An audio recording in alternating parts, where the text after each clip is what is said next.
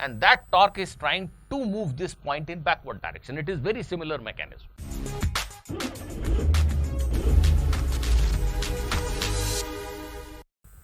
When we walk, ground friction acts on our foot. Work done by friction is positive, negative or zero. That is the question that we want to understand in this video. I welcome you all on this channel of mine. So, here is today's discussion. When you are walking, there is a friction force acting on your foot. Now, usually when you walk in a very normal fashion, your shoes don't rub the ground. The contact point of the shoe with the ground is actually not moving. Your leg muscle tries to push your foot in backward direction. The muscle force is trying to push your foot in backward direction. So, this particular point, the toe that is touching the ground, is having a tendency to move backward. If the surface is slippery, means there is no friction, then what will happen? If you apply muscle force on your toe and try to push it in backward direction, this toe is going to slide backward and you will fall. Most likely you will fall. So, normally we don't encounter such surfaces where there is no friction. Normally our ground does offer good amount of friction to our shoes. So, when our muscle force, leg muscle, pushes the toe in backward direction, this point has a tendency to slide backward, and friction always opposes rubbing. It always opposes rubbing between two surfaces, relative motion between two surfaces. So, immediately the friction force will take this direction. What is happening? Friction has got nothing to do with motion of this point. Friction has got nothing to do with the fact where your whole body is going.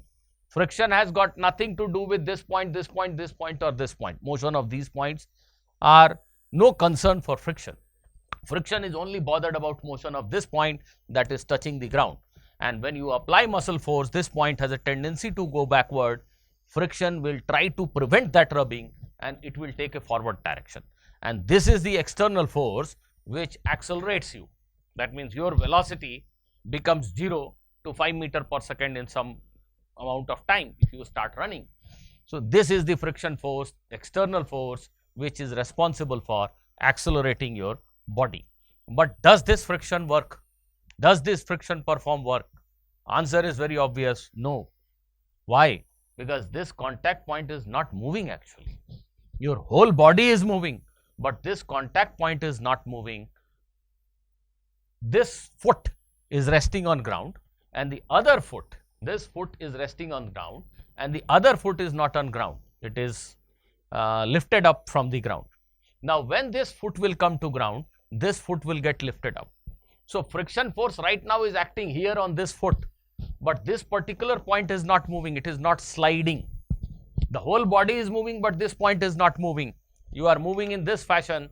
The toe that is resting on ground is not sliding. The next moment this toe comes to ground, it is not rubbing the ground. The next moment this toe comes to ground, it is not rubbing the ground. Next moment this toe comes to ground, it is not rubbing the ground. Next moment this toe goes to ground. So, the point of contact is not sliding. Friction force is acting here and this particular thing is not moving. The point of application of force is not moving. Therefore, this friction does not perform any work. This friction does not perform any work. Now, you may be amazed. If we apply work energy theorem on our body, friction force is not performing work, but our kinetic energy increases. Suppose I am at rest and now I start running. So, kinetic energy of my body has increased substantially from 0, it has become 500 joule or 800 joule. Now, where from this kinetic energy comes? Work energy theorem says that work done by all forces on a system is change in kinetic energy. If friction force is not performing work on me, then who is performing work on me? That is the great question that comes to our mind. You can pause the video and think over it. The fact is, our internal muscle forces do work. Yes, in work energy theorem, There is no differentiation between external and internal forces. The theorem simply says work done by all forces is equal to change in kinetic energy. So, work done by internal forces can also change the kinetic energy of a system. So, here the muscle forces are performing work in moving the joints, etc., and that causes the change in kinetic energy of our body. So, yes, internal forces are causing change in kinetic energy of the body. But if you try to explain this situation from the point of view of Newton's laws of motion, Newton's laws of motion says that only external force can cause acceleration. So, this friction is the external force which is responsible for accelerating our body. Yes, in terms of Newton's law, but when you try to explain the situation in terms of work energy theorem, it is the internal muscle forces which are performing work which changes the kinetic energy of your body. Now, there is another question which you can answer from this one. It is often said that when the surface is slippery, you should take small steps while walking. Yes, why? Taking bigger strides, bigger steps simply means the situation is more or less like this. Your muscle, leg muscle is trying to push this foot in backward direction with a great force. And if you are applying a great force trying to push this foot backward and friction is not sufficient, then this point is going to move backward. That means it will slip. But if you take, if you take very small steps, then in that case, when you walk with small steps, then this is the situation more or less. That means your leg muscles are not applying a great force in backward direction. Therefore, even a small friction will not allow this point to slide, because the backward force that muscle is applying on toe can be balanced by the friction force acting here. If the surface is slippery, then also there is some friction, and it is sufficient to balance the backward force applied by your muscle on the toe, and it will not allow this point to slip. So, whenever you are walking on a slippery surface, make sure that you take small steps. If you take longer strides, you are going to fall. And the situation is very similar for a moving car or moving bike. This is the wheel resting on ground. Suppose this is wheel of a car or a bike. Now, what happens when you start the engine, engage the gearbox? There is a torque, there is a twist. The engine tries to rotate this shaft attached to the wheel, and because of this torque, because of this rotation, what happens? This point has a tendency to move backward, just like your leg muscle is pushing this point backward.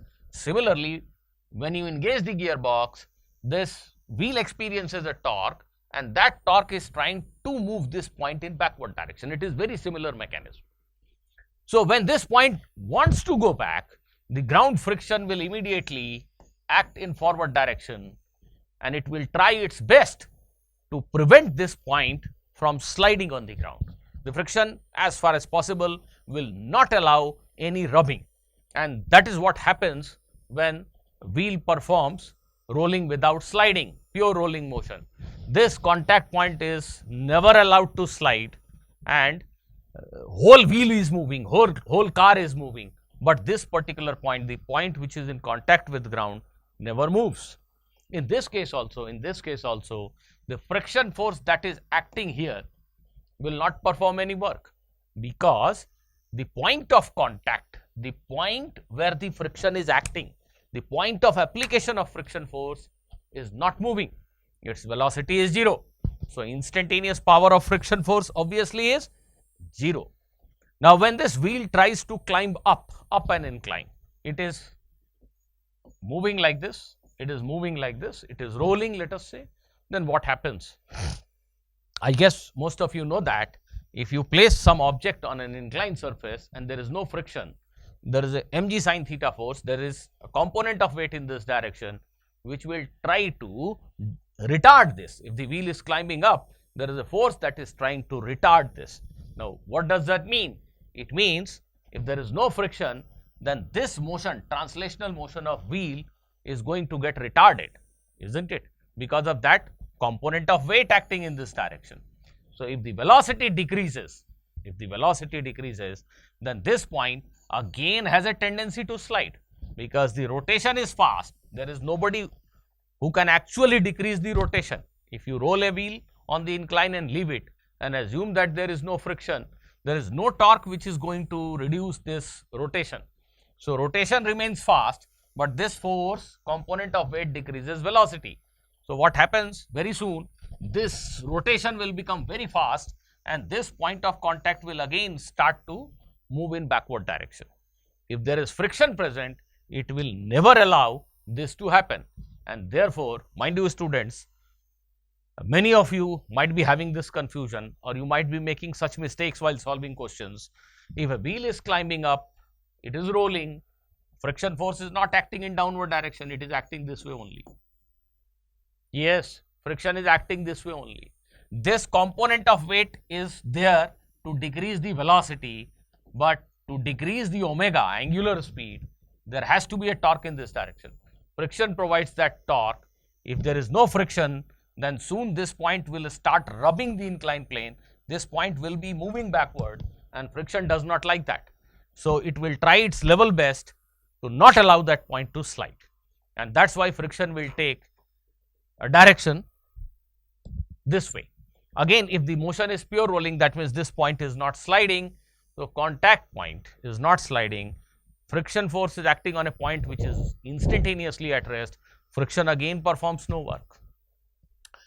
Thank you for watching this video. I hope at least few of your concepts got cleared in this very short video. Keep watching and do subscribe to this channel if you haven't till now. Goodbye.